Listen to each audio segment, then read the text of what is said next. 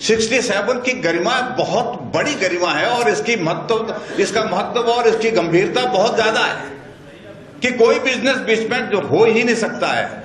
ना बिल हो सकता है, ना कोई प्रश्न हो सकता है, ना किसी बात को लेकर के चर्चा हो सकती है जब तक के लिए नियम 67 के अंतर्गत चर्चा समाप्त नहीं होती है।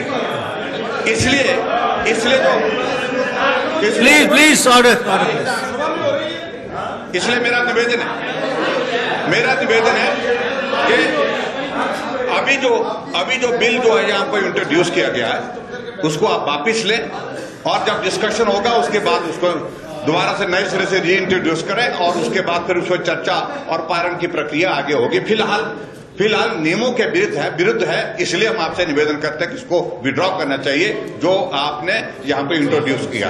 मेरा निवेदन है इस बात को। ये भारतीय जनता पार्टी की सरकार का काम करने का तरीका था कि जैसे ही किसी के बारे में हमको लगा कि भ्रष्टाचार की बात आई है, जैसे ही ऑडियो वायरल हुआ, ऑडियो वायरल होने के बाद 4 घंटे के अंदर उस व्यक्ति की गिरफ्तारी हुई है। जेल की सलाखों के पीछे डाला उस आदमी को, उसके खिलाफ कार्रवाई हुई है और कार्रवाई के बाद आगे जो लीगल कोर्स है वो सारा उसमें मुझे डिटेल में कहने की आवश्यकता नहीं। हमने तो कार्रवाई की है और कार्रवाई करने के बाद भी उसके बावजूद भी आप हम पर प्रश्न खड़ा कर रहे हैं। आप अपने इसमें बताइए कि 2 साल के कार्यकाल में यहां अकंठ भ्रष्टाचार की घटनाएं घटित हो रही है। हमारे साथी एक कोने से दूसरे कोने तक हिमाचल प्रदेश की उन घटनाओं का जिक्र कर रहे हैं कि एक जगह कोई कार्रवाई हुई है क्या? और जहां पीपी किट की बात कर रहे हैं और दूसरी बातों की बात कर रहे हैं, आप इसको एस्टेब्लिश करके दिखाइए। 2 साल से हिमाचल प्रदेश में कांग्रेस पार्टी की सरकार है, आप जांच करिए, जो जांच करनी है वो करिए। लेकिन ये बेहुदा आरोप, बेवजह के आरोप, मतलब बिना तर्क के आरोप लगाना ये बंद करिए। 2 साल का कार्यकाल आपकी सरकार का पूरा हो गया। अगर आरोप होता, अगर कोई इस प्रकार की बात होती तो आप कार्रवाई करते अभी तक, लेकिन कार्रवाई करने की स्थिति इसलिए नहीं है क्योंकि ईमानदारी से काम हुआ है, लोगों की जान बचाने के लिए काम हुआ है।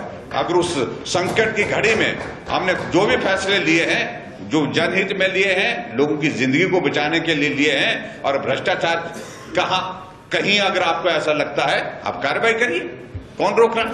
अध्यक्ष महोदय, ये कहानी जो आप कहीं से ढूंढ करके तलाश करके यहाँ पर जो सुना रहे हैं, अध्यक्ष महोदय, कोर्ट में मामला था और कोर्ट में मामला जब होता है तो सरकार का ना उसमें दखल होता है और ना ही करना चाहिए। लोअर कोर्ट से लेकर के हाई कोर्ट से लेकर के सुप्रीम कोर्ट तक इस मामले को लेकर के जब फैसला आया है, सुप्रीम कोर्ट से आया हुआ अंतिम फैसला, सुप्रीम कोर्ट से उसको राहत मिली है। और ऐसी सूरत में मुझे लगता है कि इस तरह का हमारे ऊपर कोई बात कहना ये उचित नहीं है।